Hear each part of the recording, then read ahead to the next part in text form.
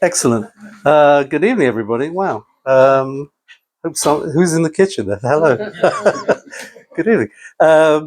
Firstly, to welcome back Julie and Jeff, and to welcome Yona, just was in London, and Jody, who's just come back from the what I like to call in Israel Tosa Bris, the wonderful homeland, the old country, and all the joy of being there. And just to say to everybody, Bruchim Abayim, it's really very exciting to continue our deliberations. Before we begin, I want to make two dedications. Now, today is the outside of Jonathan Sachs, Zichrono Livracha, who was my teacher for 2 years in London. A complicated individual, I'll say that. At the same time, a brilliant communicator. Certainly missing what he has to say about what's going on at the moment, but there's still a lot of interest in what he wrote, and really quite extraordinary person in so many ways, and is missed. So he's Baruch. His memory should be for a blessing. The second dedication I made this morning, I'm going to make it again, is that 2 days ago, our 9/11 in Jewish history was the Kristallnacht, 1938, when over 1,400 shuls were burned down in one night. Jews were arrested, murdered. As I said this morning, it was October 7th on steroids. Actually, it was the other way around.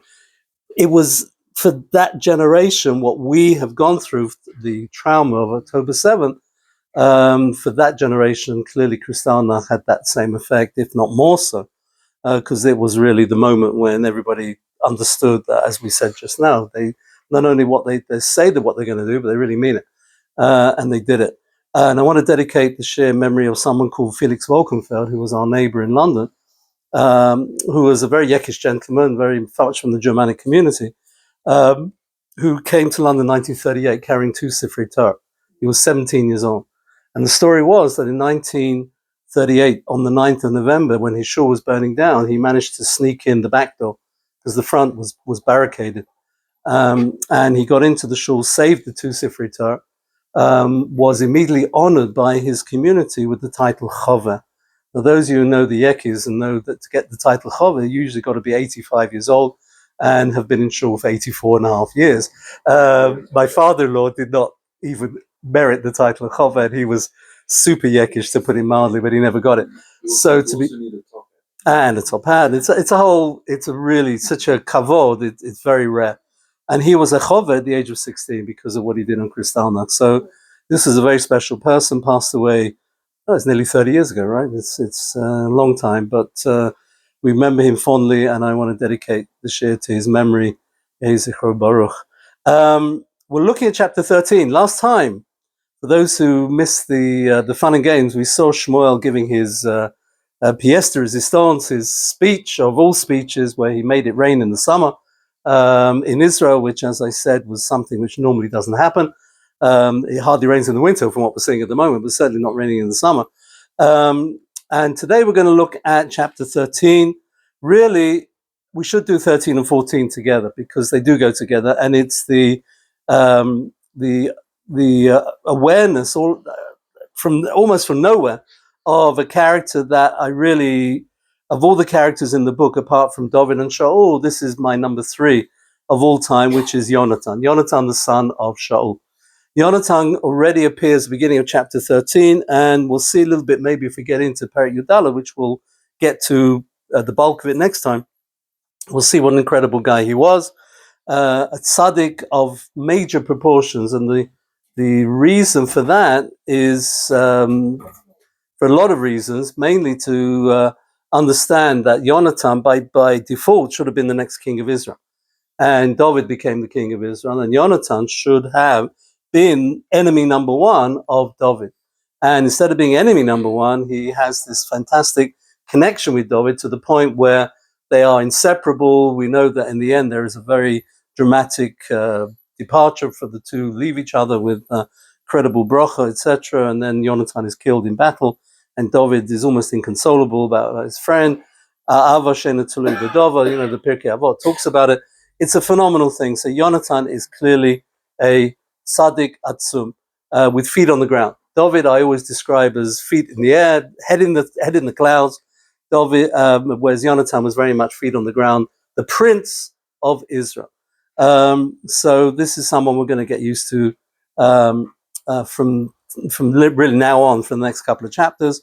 I also want to make a point which I've made a number of times, and I'm hoping Rhonda will back me up on this, that the Tanakh is, for me, the guidebook of who we are as Am Yisrael, as Jewish people.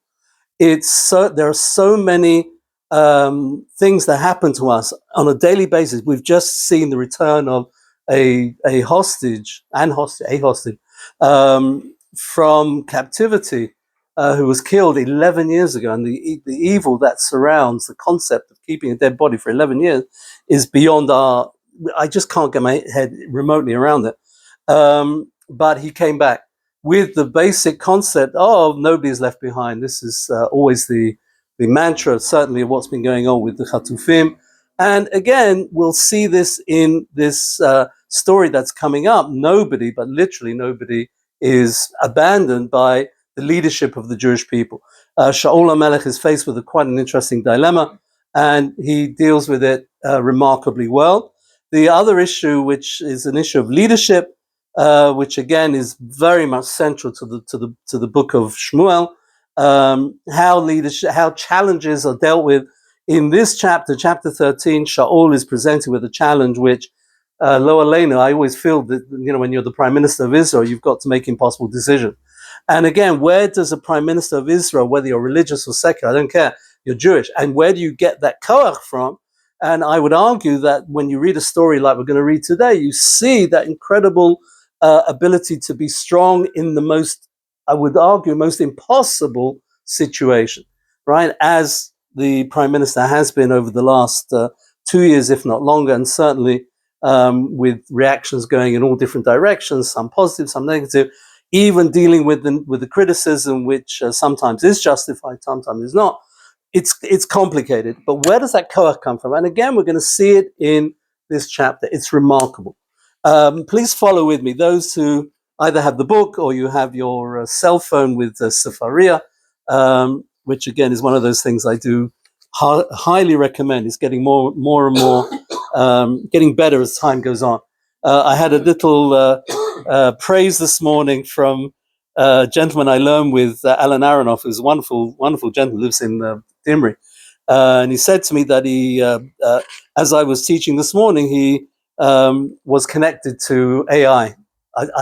Claude. Who ever heard of Claude AI? Never heard of it. And he said, I got back a rousing heads up on the lesson, or words to that effect. In other words, I passed the test, so I'm very happy about that. We've come to the world now where computers are judging human beings. What Ech naflu giborim, as David HaMelech said. But anyway, it's fun. Listen to this, chapter 13, unbelievable. And I'm not going to dwell on the first pasuk, which I could do for the next half an hour, but I'm just going to read it to you. Ben Shana Shaul b'Molko, Shaul was a king for 1 year. Ushtei Shanim Malach Yisrael, and he was a king for 2 years. Make up your mind, right? Either you're a king for 1 year or you're a king for 2 years. It's very strange pasuk, and Rashi points out that it's a bit like what we read this week, or reading this week, about Sarah, right? The 120 and 7, that she was as 100, she was as 20, and 20 she was as, or the other way around. When she was 7, she was like a 20, whichever way around. I don't remember now.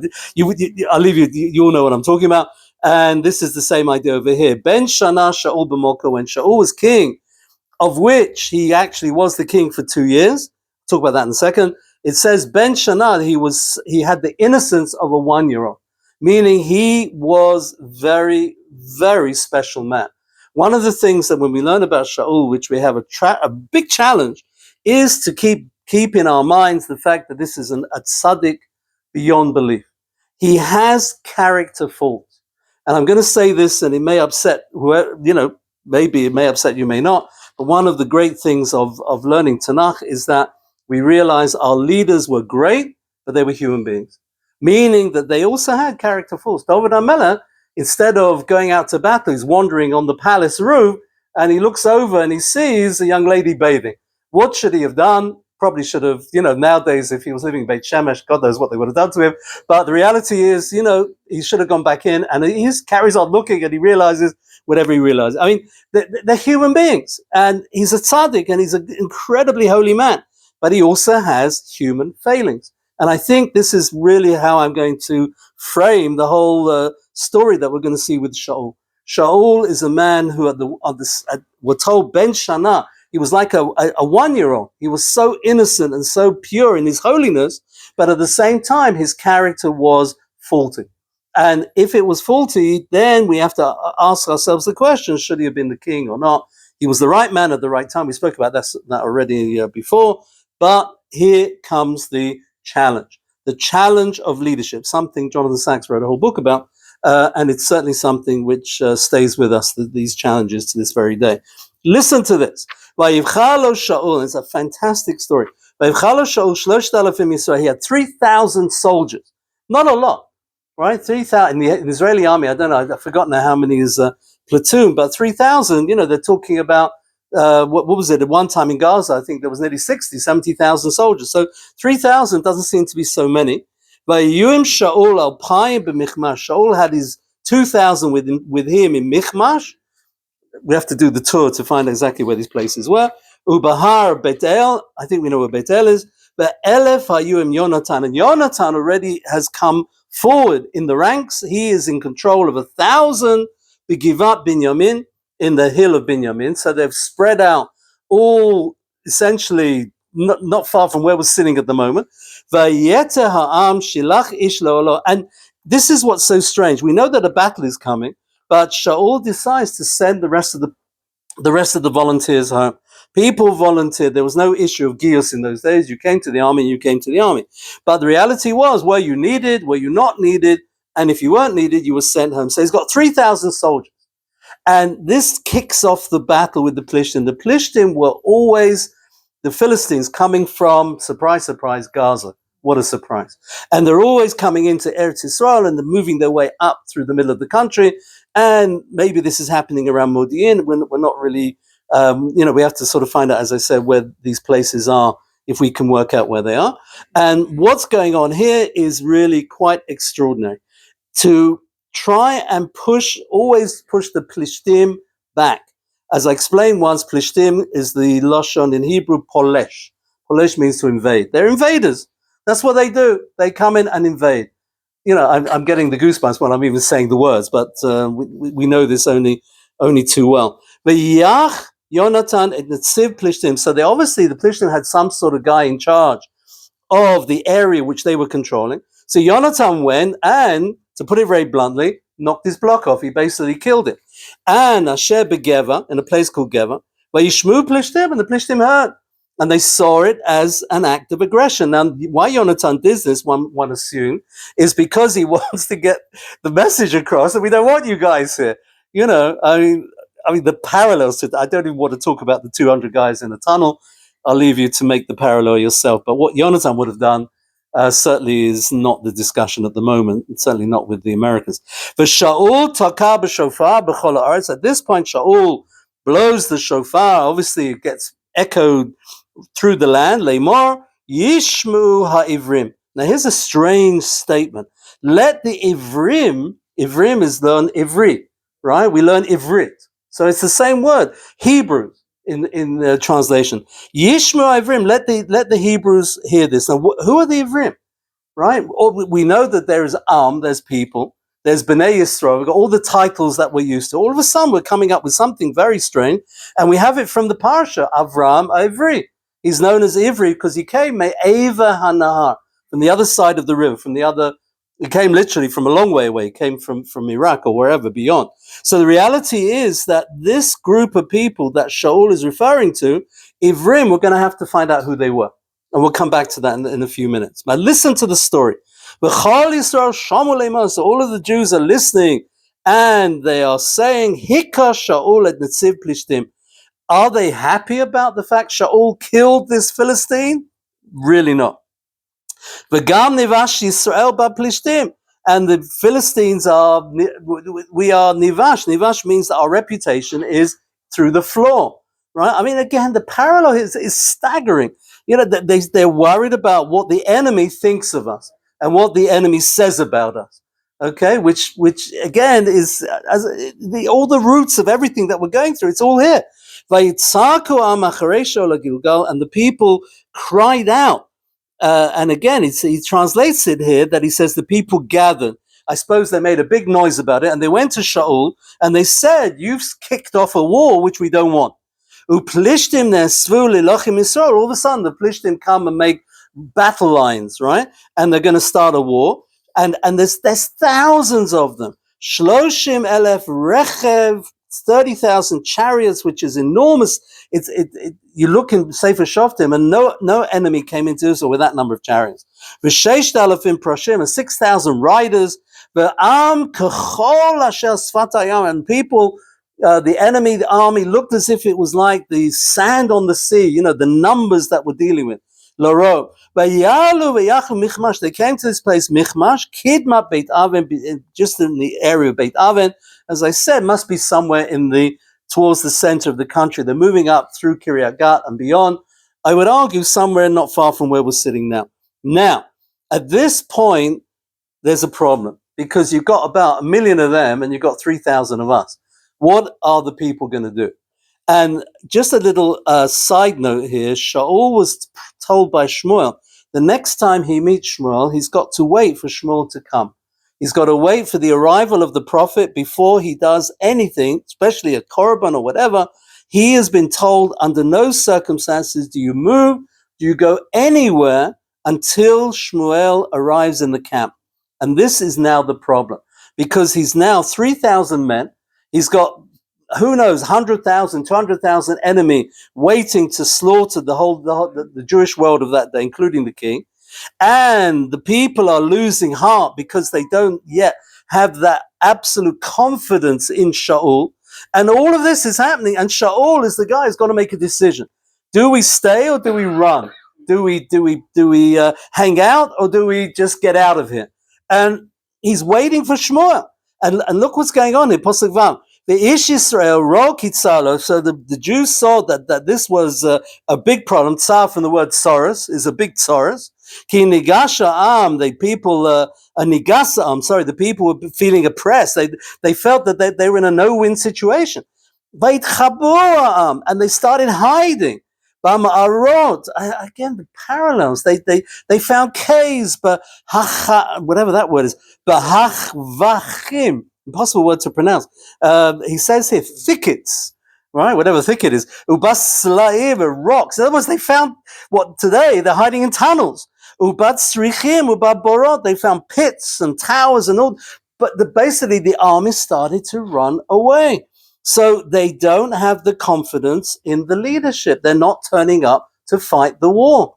As I said, go back to October 6th and the whole discussion then till the terrible events of October 7th, there was so many people who said, we're not going to go to our Miluim. And all of a sudden, we've got a story in Tanakh where the leader doesn't inspire confidence and the people are already, they're out of there. They're moving out. And it's all here. And look what happened. Pasuk Zayin, again, these Ivrim, we're going to talk about them in a minute. They came across the Jordan. So obviously they were on the other side of the Jordan, meaning toward what today would be Jordan, right? They came across the river Jordan. Eretz Gad Gilad, in that 2.5 tribe area, which is on the other side of the Jordan, the east bank as opposed to the west bank. But Shaul Gilgal. Shaul was still in Gilgal, which is just on the other, in Eretz Israel, where the Jews originally crossed into Israel. Everyone doesn't say charadu in the sense of charedid. They didn't become charedid. Charadu means they feared, right? They were petrified. And this is now a situation where the leader is facing an army which is disintegrating in front of him. They're running to the hills. They're running for the hills, right? That's the expression. They're running everywhere. They're gone. They're out of there. And it's so scary. And look what he does. In the face of all of this incredible tzaddik says, Shmuel told me to wait. I know the army is going, and eventually he's left with, I think, 600 men, and he is waiting. He's got to wait 7 days. And this is getting worse. The build-up. I remember as a kid, hearing about the build-up before the 6-Day War, and how frightening that was, and it got more and more intense till it finally happened. And the build-up is part of the psychological warfare that goes on. I mean, today it's sort of well, again, it is a build-up today as well, and we thank God we've been able to deal with it, but at great cost. But look what happened here. Lamoed Shmuel, he's waiting for Shmuel to come. Below Bar Shmuel, Shmuel's not turning up. But the people are really dispersing. They're going. And Shmuel and Shaul is faced with a terrible dilemma. What am I going to do? If I start the war without Shmuel, then I haven't listened to the command of Shmuel, who made very, very clear in his instruction that Shaul was to wait for him. On the other hand, the army is running, and I'm losing now. I had 3,000. I look across the hill, and there's hundreds of thousands of them, and they're all waiting, with their weapons and God knows what. And here I am, and what am I going to do? And this again is the equivalent of the incredible dilemmas of the 21st century when you're the prime minister of the state of Israel and you've got impossible decisions to make. What do you do? Do you go to war? Do you react? How do you react? Even right at the beginning, October 8th, October 9th, how were they going to react to those terrible events of October 7th? I mean, I'm just saying, all of this koach that seemingly we seem to have, first it comes from a sense of coming together as a nation, which obviously has got to happen here as well in the biblical story, which you'll see in a minute what happens. But more to the point, it's a koach which then translates itself into the leadership and to the people to be able to cope, and more than coping, be able to deal with the clear and present danger of the enemy against Israel. So listen to this, Pasuk Tet. Shaul hagishu elai ha'olah hashlamim. We can't wait anymore. I've got to do a korban because I've got to have God on our side. That's for sure. So I'm doing an olah, a burnt offering and a peace offering. Vayal ha'olah, and he offers the olah, and he's in the middle of doing this sacrifice. And of course, who's going to turn up in the middle of it all? Shmuel. It's obvious. Vayhi kechaloto la'alot olah. So he's finishing doing the burnt offering.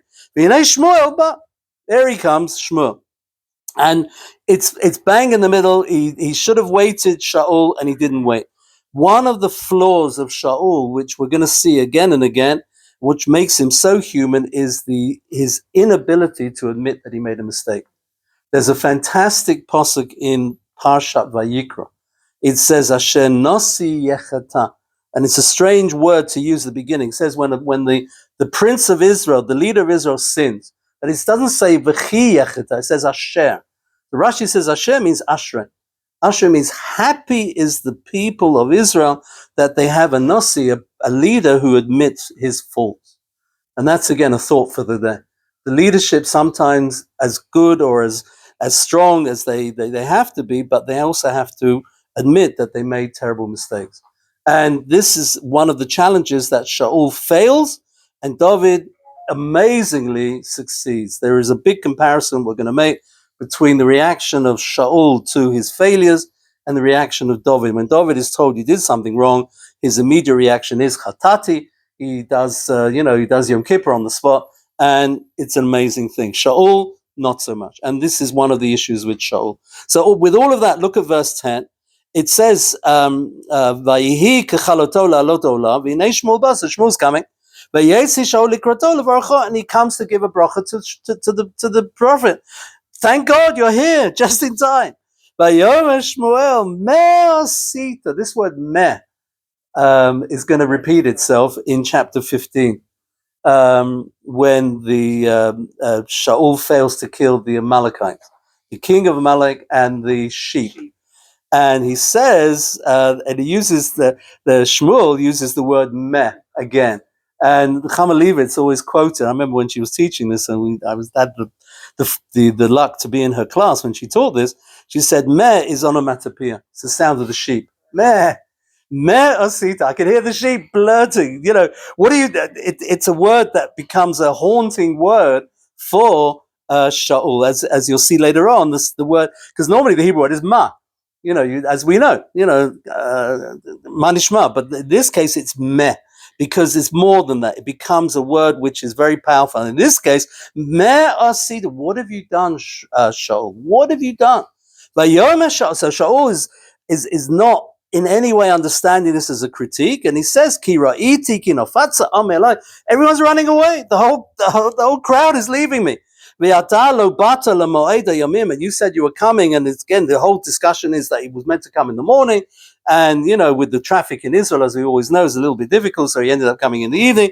Even in those days, who knows what the drivers were like? Pelishtim nesafim michmash, and I've got all of these Philistines on the michmash over there, and my army is running away. What am I going to do? What could I have done? And this is so powerful, because as the leader of Israel, you've got to have the koach to withstand the most amazing pressure. And this case with Shaul is the unbelievable example. Listen to this. Va'omar, and Shaul says, I said, Ata yerdu plishtim elai Gilgal. Upanei Hashem lo chiliti. I've got to make a carbon because I need God on my side, on our side, because otherwise, if the Pelishtim come down, so I couldn't hold off anymore, and I brought the oil of the sacrifice because I had to do it because we need Hashem on our side. Vayomer Shmuel el Shaul, and this is a bombshell. He says to Shaul, Niskalta Seicha. Look at the Targum says Tipeshta, Tipish. Tipish means you behave like a fool. What a critique. Well, he's talking to the king of Israel, but he doesn't hold back. He says you did not pass the test, right? The nisayon. Lo shomarto, you did not guard or keep mitzvat Hashem Elokecha asher tzivat, the mitzvah which God had commanded. In other words, to wait till the prophet arrived. Ki ata, for now, hichin Hashem et mamlachtecha el Yisrael ad olam. You would have carried on being the king, but now you have unfortunately begun the process of losing the kingship. And the Mepharshim explained that, all right, even if he wouldn't have been the permanent king, David was eventually going to become the king. We spoke about this before, but he would have at least maybe been the head of the tribe, the tribal section of Israel. Whatever it was, he would have run something.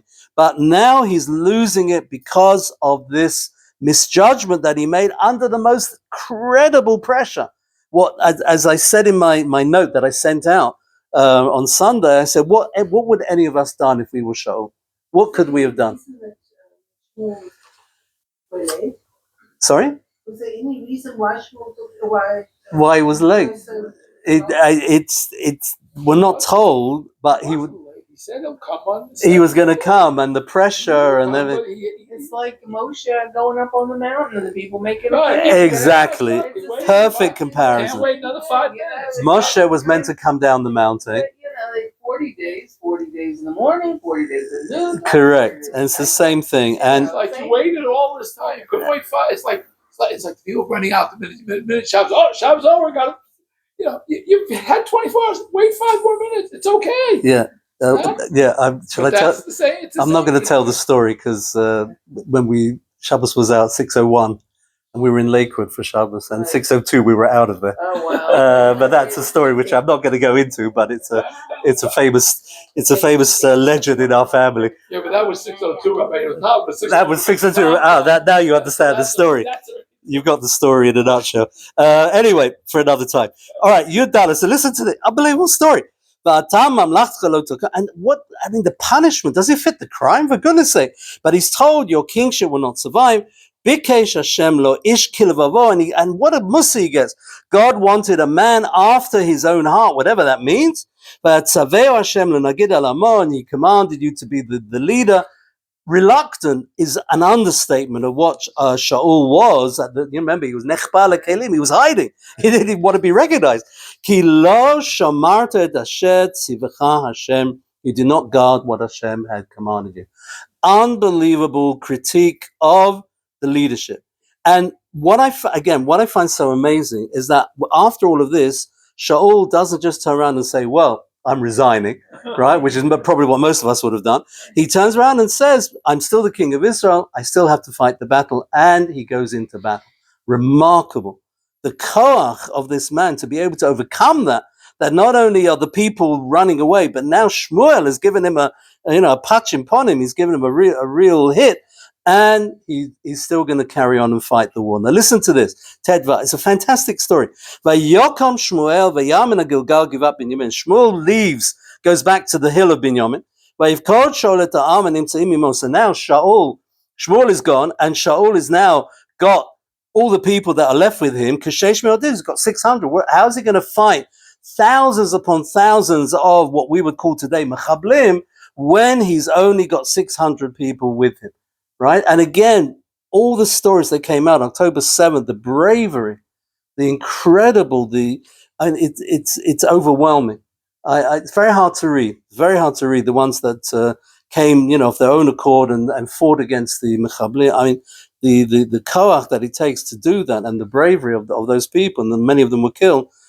It's just above and beyond. So what does Shaul do? Ted Zayin. But Shaul v'Yonatan bano. So he's got his son with him, which I think is his card. His help, his strength, right? And the people are still waiting on this hill. So you've got sort of a frontal battle coming up with the Pelishtim in their thousands. And 600 Jews, what are they going to do?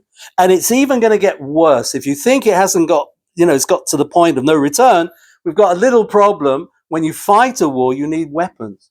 Shaul can't even muster a couple of swords, because who sharpens the swords? The Pelishtim. They're the guys who run the anvils and all the smithies, right? And the Jews that needed to go and sharpen their weapons, there's no way they can get the weapons sharp. They have no sword. There's only 2 swords in the whole army. So this is crazy. Look at Pasuk Yud Zayin. The Pelishtim realize they're onto a good thing. So they start sending out mashchit, which is like a forward party to start the war. Shlosha Rashim in 3 different groups. Harosha Echad Yifnei Derech Ofra. One goes to Ofra, which is a beautiful place. I don't know if my wife remembers, we were in Ofra at the beginning, when it literally, I think maybe about a month after it was founded. We went there with a cousin, and never forget it. It was like literally in the middle of nowhere. Now it's just spectacular. All of those yeshuvim are amazing. El Eretz Shual, and it's in the land of Shual. That's the name of the area. Right, another place that I'm reminded of. The one group of the Pelishtim goes towards Beit Choron, right, and not far from here. And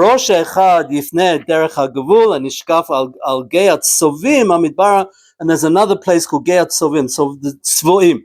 The Tzvoim, the rabbis say, some sort of reptile. It was known as the Valley of the Reptiles, right? Whatever that is. Something down there which obviously some sort of animal lived in that particular place. And it says, now there's not a smithy to be found, B'chol Eretz Yisrael, in the whole of Israel, right? You've got to import everything like today. So in those days, maybe they had to bring in Pelishtim to do it. And of course, now the Pelishtim are at war. They're not coming. Because the Pelishtim said, Pen yasu ha'ivrim cherev o chanit. And again, we're referring to the Ivrim. We're going to talk about that literally in a few minutes, and I'll explain who they are. Just going to get to the end of the chapter. Vayerdu kol Yisrael Pelishtim lil tosh ish, and the pasuk explained that what happened was that usually people went to the Pelishtim to sharpen ish at machrashto. If he had a plow, it has to be sharp, got to cut through the land. And all these things, I can't even begin to explain to you what they are. I'm not a farmer. I have no clue. Eitov, a kardum. Kardum is some sort of axe. Eitov, he says, is a colter. Colter. I'm not sure what that is. Ve'ed machareshato, and obviously his matok, right? Mattock. Go figure. I'm not sure, but all these are implements which needed to be sharpened. Va'ita ptsira pim. Just translating here, there was a file that they used to use to do this. The machreshot or leitim for all these different implements. For the shalosh kilshon lekardumim, for the axes and for the the 3-pronged pitchforks. Right? Go figure.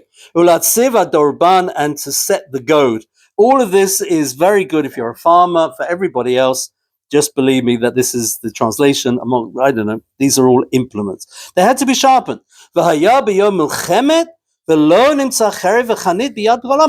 they've got a war, and they haven't got a bullet to shoot. Let's put it into the modern context. Asher et Shaul et Yonatan, except for Shaul Yonatan. And the rabbis, their imagination is phenomenal. Why did Shaul have the 9? Those who've learned this will know, because it says that he was the shoichet. On top of everything else, Shaul used to do the shechita to provide the meat. Right? In case he's got nothing else to do as king of Israel, we expect him to do the shechita and to do the bedikas, and it's got to be glat and mahadrin and all the rest of it. All of that is to do with Shaul HaMelech. I mean, rabbinic imagination is phenomenal, but they bring it. That's why he was lucky enough to have a knife. Not very useful knife to use in battle, I have to say, because it's so sharp. You know, you can kill yourself on that knife, let alone kill anybody else. But Timotzei Shaul Yonatan Bano, and two people had swords, Yonatan and Shaul. Vayetzei Matzav Pelishtim al Mava Michmosh, and the battle lines are drawn. And chapter 14 is when there is a phenomenal thing. I want to just say it out because we're going to learn it next time. What happened in chapter 14 at the beginning is an amazing story. This week's parsha we have Eliezer. Eliezer goes to find a wife for Yitzchak. So he says, and he goes to the well, and we know the story is if she comes out and she does chesed, and he's looking for someone to do kindness, and he sets up what is known in the biblical jargon as nichush. Nichush is translated in English as divination. That means I'm looking for a sign, right? I'm looking for some sort of siman. I'm looking for a sign that such a thing is going to take place. And if the sign is positive, then it's good. And if the sign is negative, then it's not so good. And we know this is what happened with Eliezer. And the same thing, we're going to read that Yonatan does the same thing as well. He sees his father having, it's beyond how he can stand the pressure. And Yonatan wants to help his father. And the only way he can do it is by going to the enemy camp and starting a riot in the enemy camp, which will turn the enemy, each one against each other, which will lead to a complete destruction of the enemy. They're all going to run away, and it's all going to be over. But how does Yonatan do this?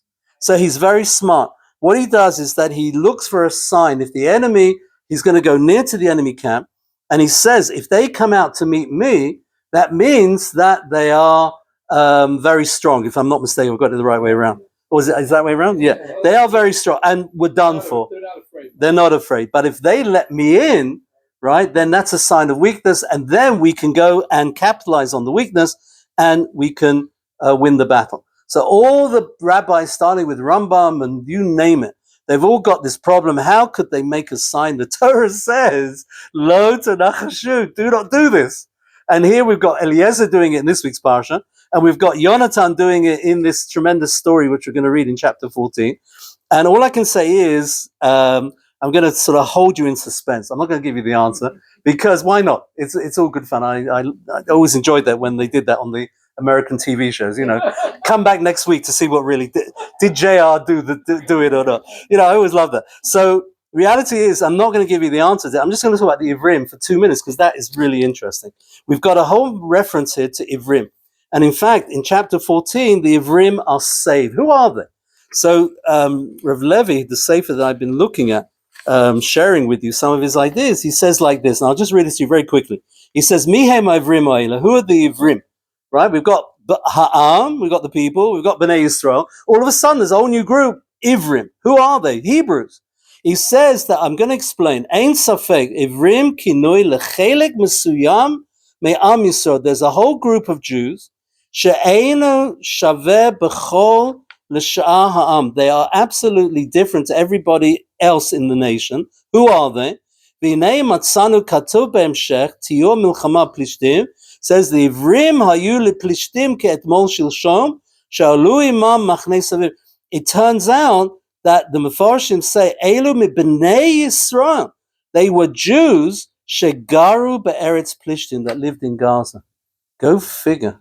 That's pretty frightening, right? I mean, are we talking about Gush Katif? Because they were living in Gaza, right? But they weren't Ivrim in this sense, because here the implication is that these Hebrews were under the control of the Pelishtim. And went over to the Pelishtim because they were stronger.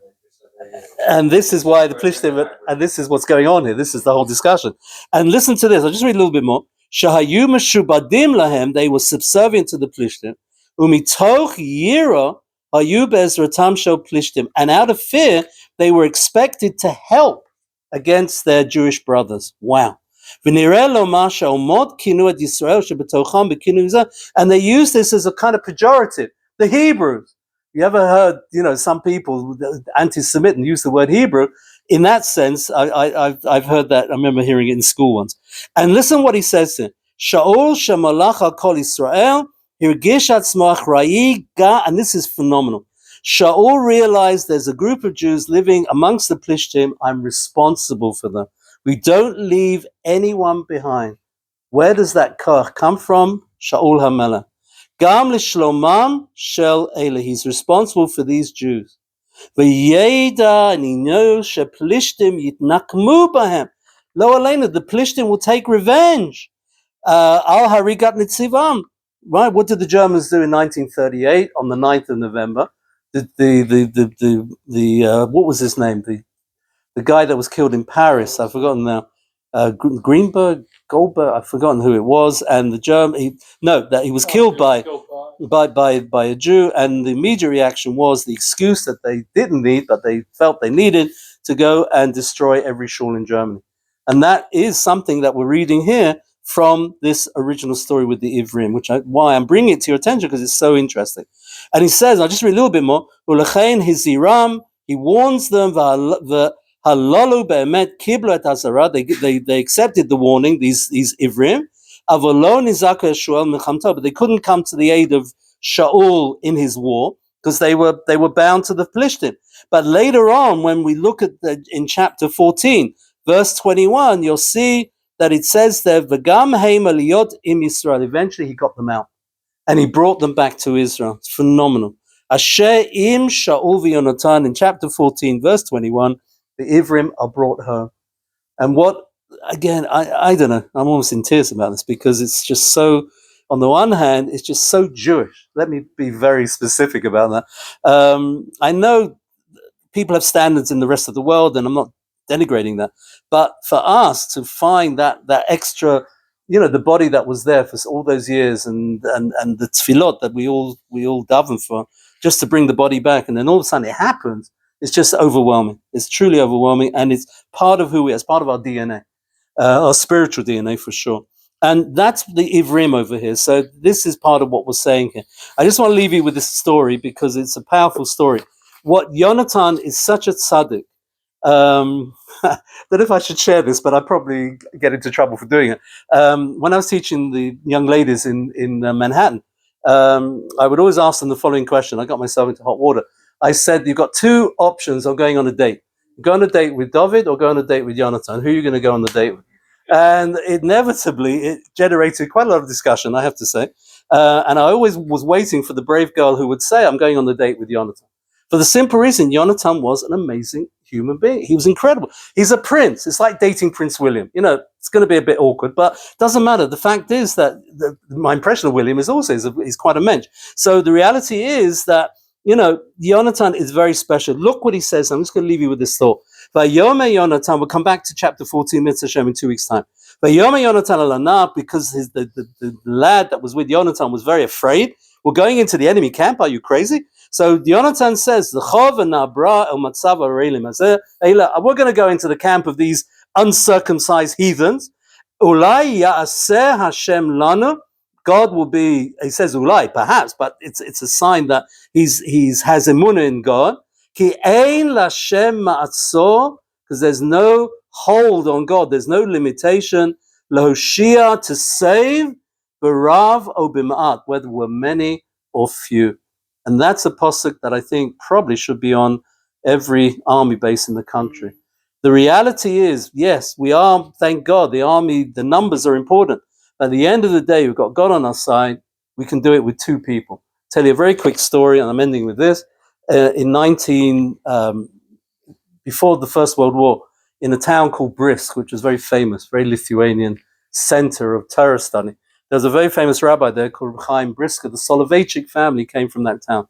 And they used to do a Purim spiel every year, and they called them the Maskilim. They were a bit more modern, some of the people. And they used to make fun of stories in the Torah. So what did they do at this Purim spiel? They had the Jewish army. So the Jewish army, they lined up about 100 people on the stage, and somebody got up, the equivalent of the high priest, and he says, whoever got married, go home. 10 people leave the stage. Right? Whoever just planted this, go home, another 10 people. And he went through the whole list. By the time he gets to the end of the list, you've got 3 people left on the stage.